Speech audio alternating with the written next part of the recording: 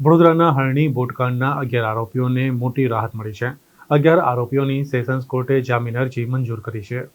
વડોદરાના new sunrise સ્કૂલના 23થી વધુ બાળકો શિક્ષકો સાથે બોટના તળાવમાં આવ્યા હતા, પરંતુ બોટમાં ક્ષમતા કરતાં વધારે બાળકોને બેસાડાયા હતા।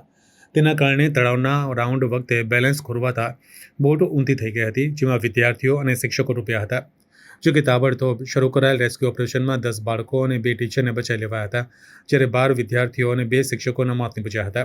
આજે હરણી બોટકાંડના 11 આરોપીઓને રાહત મળી છે। સેશન્સ કોર્ટે આ 11 આરોપીઓને જામીન આપ્યા છે। અદાલતે અલ્પેશ ભટ્ટ, રશ્મિકા પ્રજાપતિ, ધર્મેન્દ્ર બાથાની, વિસ્મી યાદવ, વેદ પ્રકાશ યાદવ, ધર્મિલ શાહ, દીપેન શાહ, બિનીત કોટિયા, ગોપાલ શાહ, જતીન દોશીને જામીન મળ્યા છે।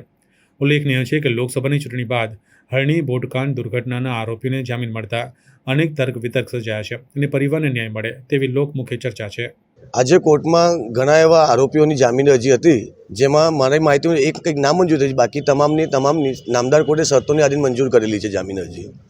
જેમાં મારા જાણવા મુજબ અલ્પેશ ભટ્ટ છે, બિનીત છે, ગોપાલભાઈ શાહ છે, પછી દીપેન કરીને છે, અંદર એક દર્પણ બાથાની કરીને છે, ધમિલ બાથાની એ છે, એવા છોડ્યા છે એવા લોકો। મુખ્ય દલીલમાં તો એવું છે કે નામદાર કોર્ટે હમણાં 2 દિવસ પહેલાં 4 જણની જામીન અરજી મંજૂર કરી હતી।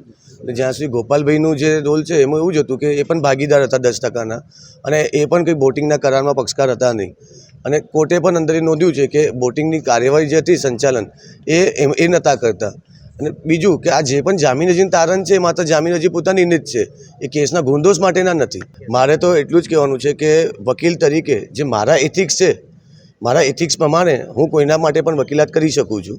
રહી વાત તમે જે મને પ્રશ્ન કર્યો વકીલનો ઠરાવ હતો ને, એના માટે હું આપને એટલું જ કહીશ કે હું હંમેશા વકીલો સાથે જ છું, પણ જ્યાં સુધી આરોપીઓ છે અને મારા નજરમાં એવું લાગે કે ના આના માટે મારે અપિયર થવું જોઈએ તો હું અપિયર થઈ લઉં છું।